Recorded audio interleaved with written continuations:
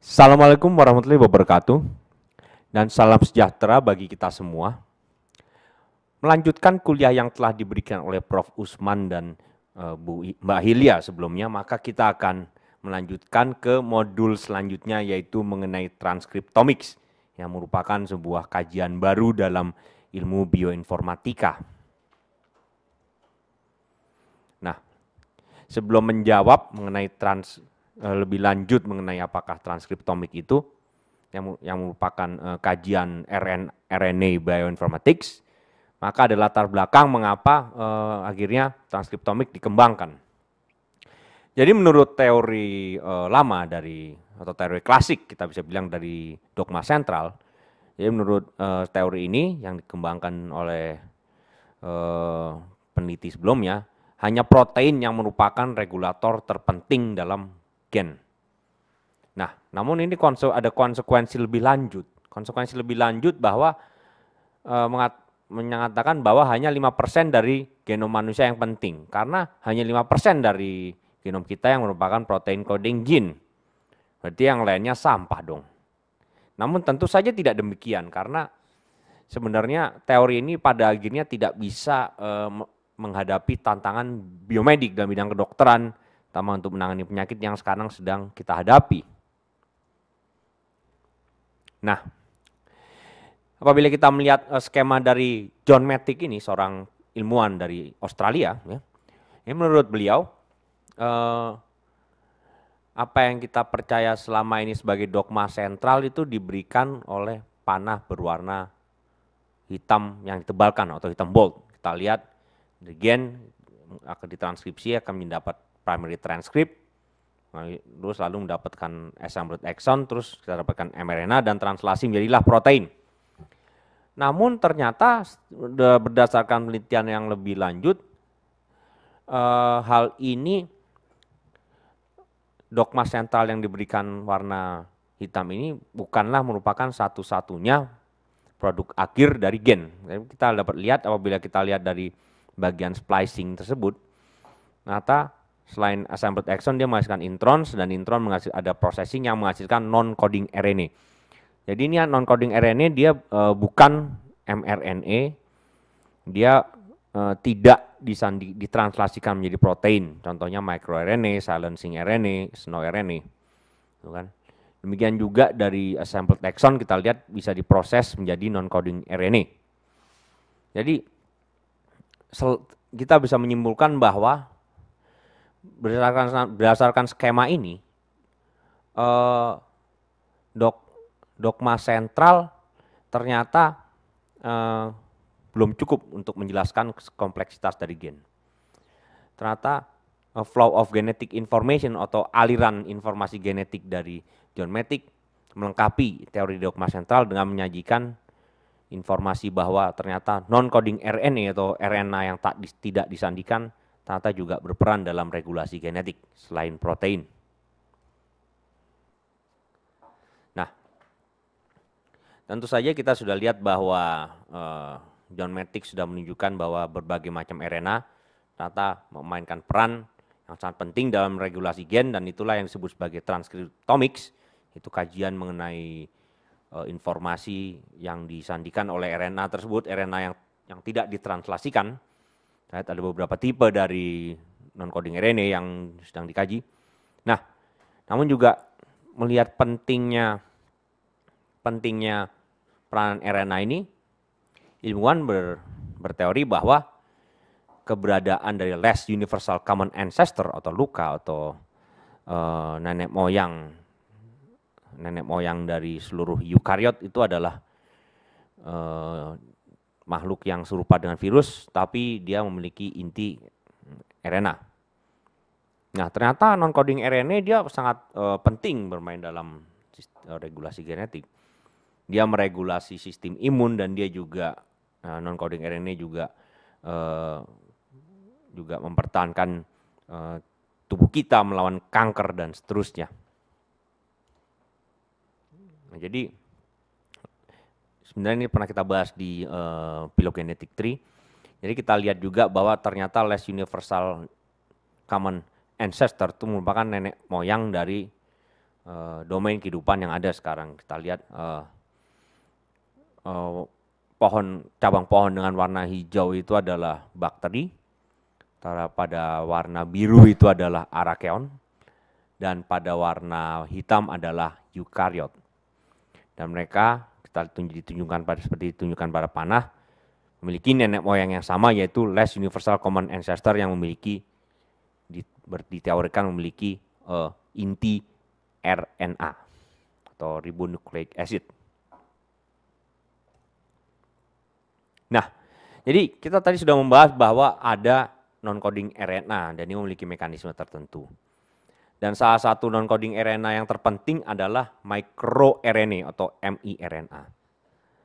MicroRNA ini merupakan suatu non-coding RNA yang kecil, dia hanya sekitar 22 nukleotida atau bahkan mungkin kurang dari 22, paling kecil 18, dan sudah diteliti oleh peneliti. MicroRNA ini memiliki peran penting dalam regulasi genetik, seperti faktor transkripsi dan juga pada sistem imun dan juga pada pertumbuhan sel. Nah, jadi merevisi teori dogma sentral yang sebelumnya.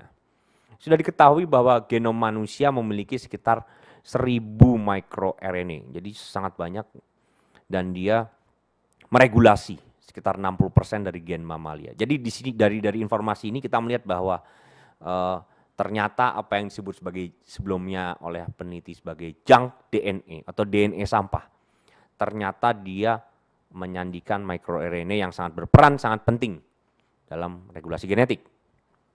Itulah teori flow of genetic information dari John Mattick. Jadi kita lihat dari bagaimana microRNA meregulasi gen. Kita lihat pada microRNA gene itu ternyata dia ada protein POL3, POL2 yang mentranskripsikan primary mRNA. Jadi ini suatu microRNA yang masih mentah ya, masih sangat mentah. Kemudian ada protein DROSA, DGCR. DROSA ini dia melakukan cropping, dipotong. Jadi microRNA yang belum matang situ, jadi kita lihat hanya ada bagian stem loop. Stem loop jadi ya seperti apa ya? Seperti tusuk konde itu, bagian stem loop itu jadi pre-microRNA. Jadi mengalami maturasi microRNA-nya, tapi belum sepenuhnya matur. Kemudian juga kita lihat dengan serangkaian reaksi, jadi ada protein dicer, jadi protein dicer itu melakukan dicing, jadi memotong bagian belokan dari tusuk konde tersebut, jadi mRNA duplex. Kemudian ada protein dicer yang tipe lain ya, dicer R2D2, melakukan strand selection dan jadilah setelah strand selection microRNA yang matang, yang siap, yang melakukan regulasi genetik. Terutama juga termaksud mengatur sistem regulasi sistem imun. Nah, namun tentu saja karena non-coding RNA ini adalah suatu penemuan yang relatif baru ya. Tentu saja tools DNA sequencing yang sudah ditemukan sebelumnya tidak dapat itu untuk melakukan pemetaan terhadap non-coding RNA ya. Nah, jadi sebenarnya ada banyak yang metode baru yang digunakan untuk mempelajari mekanisme RNA. Namun salah satu solusi yang dianggap terbaik ya, yang paling cocok adalah deep sequencing atau new generation sequencing atau RNA sequencing. Jadi menghasilkan library sequencing pada organisme bisa dihasilkan dalam waktu jam, tidak hanya hari tapi jam. Dan bahkan sistem koreksi kesalahannya sangat kuat karena dia memiliki library dari mRNA atau messenger RNA sehingga bisa membedakan antara messenger RNA yang mentranslasikan protein dengan non-coding RNA yang tidak mentranslasikan protein. Jadi bisa dibedakan. Namun paling nggak sampai detik ini yang saya ketahui Indonesia belum memiliki instrumen ini. Namun negara tetangga seperti Singapura dan Malaysia sudah memiliki. Walaupun kita lihat saja apakah Indonesia akan segera memiliki instrumen canggih ini. Jadi kira-kira mekanisme dari deep sequencing adalah seperti ini. Jadi kita dapatkan ada dua mekanisme, yaitu A dan B. Jadi untuk A itu untuk apabila alat deep sequencing mendeteksi microRNA. Sementara kalau B itu tentu saja untuk non-coding RNA yang non-microRNA. Kita lihat kalau sebenarnya mekanisme dari keduanya sama. Kita lihat di A, jadi prekursor microRNA-nya dipotong oleh dicer, kemudian tentu saja loop-nya terpotong dan kemudian dilakukan deep sequencing, sehingga dari deep sequencing itu didapatkan read itu yaitu fragmen-fragmen dari RNA tersebut yang panjangnya tertentu. Sama juga pada B tentu saja dilakukan pemotongan atau cleavage juga terhadap lokal non-microRNA itu. Tapi tidak menggunakan protein dicer dan dipotongnya lebih tidak teratur gitu ya. Dilakukan deep sequencing juga sehingga didapatkan read atau fragmen-fragmen dari sequence yang memiliki panjang tertentu. Dan itulah reads itu yang akan dibaca oleh alat sequencing. Nah, apabila kita melihat instrumen NGS ya, saya pikir ini secara fisik dia tentu saja tidak jauh berbeda ya dengan alat DNA sequencing atau protein sequencing yang lain. Tapi tentu saja mekanisme biokimianya yang tentu saja berbeda apabila kita perhatikan alatnya. Ada pipetnya juga, kita lihat ada untuk microtube-nya juga itu ya, microplatingnya juga ada. Jadi hampir sangat mirip dengan instrumen DNA sequencing, hanya saja reaksi biokimia yang dia tangani tentu saja berbeda. Nah, jadi penelitian di WET sudah menghasilkan banyak data non-coding RNA. Tentu saja harus perlu ilmu bioinformatika untuk menginterpretasikan data tersebut menjadi informasi yang berguna, dan kita simpan data tersebut di database. Dan ada sebuah package yang namanya RNA Vienna package yang bisa kita gunakan untuk komputasi RNA bioinformatics ya. Kenapa harus digunakan? Karena udah dipublish software ini dipublish di berbagai jurnal top dan banyak digunakan di lab-lab yang terkemuka juga. Nah, sebelumnya kan tentu kita harus mengambil datanya dari database, salah satunya ya NGS database, kita lihat linknya ada di situ. Ini juga bisa digunakan untuk mengambil data NGS atau New Generation Sequencing. Dan selain juga database-nya, kita juga memiliki katalog. Jadi di dalam NGS katalog yang situsnya ada di situ, kita bisa mendapatkan pemetaan secara eksak itu gennya fungsinya apa, tipe mutasi, bahkan jurnalnya dimuat di mana, teknologi sequencingnya apa, apakah Illumina dan sebagainya, platformnya apa, softwarenya apa, lebih lengkap lagi daripada yang sebelumnya. Tapi ini lebih pada katalog yang berisi anotasi atau informasi pencatatan tambahan dari sequence itu tersendiri. Nah, jadi yang satu hal yang mengapa Vienna RNA package ini digunakan, dia memiliki web interface, jadi mudah digunakan bahkan oleh non-computer scientist, oleh orang kimia atau orang biologi, sangat mudah untuk menggunakan ini. Walaupun tentu saja kalau tertarik melakukan hardcore computation bisa menggunakan offline tools yang tersedia di platform Linux. Dan sampai detik ini untuk platform Mac dan platform Windows-nya itu tidak dikembangkan secanggih di Linux kalau untuk offline tools-nya. Tentu saja kalau untuk yang web yaitu bisa digunakan di platform apapun ya. Jadi kira-kira interface-nya seperti ini. Ini Vienna RNA Web Package dari Institute for Theoretical Chemistry di Universitas Wiener di Austria. Ya.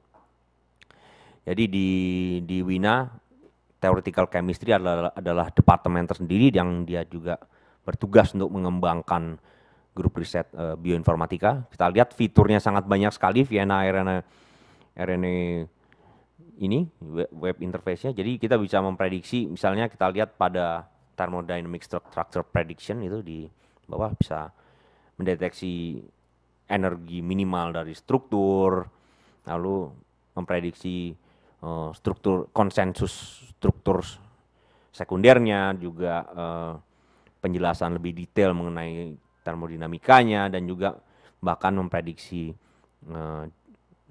struktur sekunder dari dimer dan lain-lain. Dan bahkan kita lihat pada fitur RNA-Z itu bisa digunakan untuk mendeteksi apakah kita bisa menemukan RNA secondary structure yang secara termodinamis stable dan dikonserv. Ini sangat banyak sekali fiturnya. Nah, tapi tentu saja juga untuk mempelajari VNA RNA package bisa digunakan tutorial berikut. Ini bisa Anda klik di tutorial itu.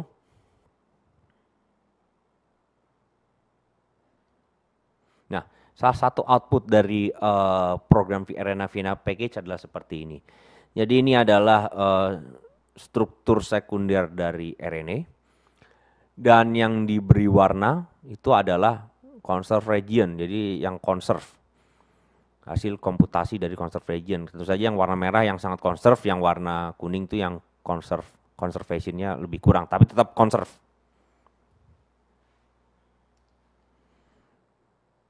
Jadi bisa kita simpulkan tentu saja karena perkembangan eksperimen wet dari molekular biologi, transkriptomik sebagai kajian bioinformatika tidak dapat dipisahkan dari eksperimen life science yang modern.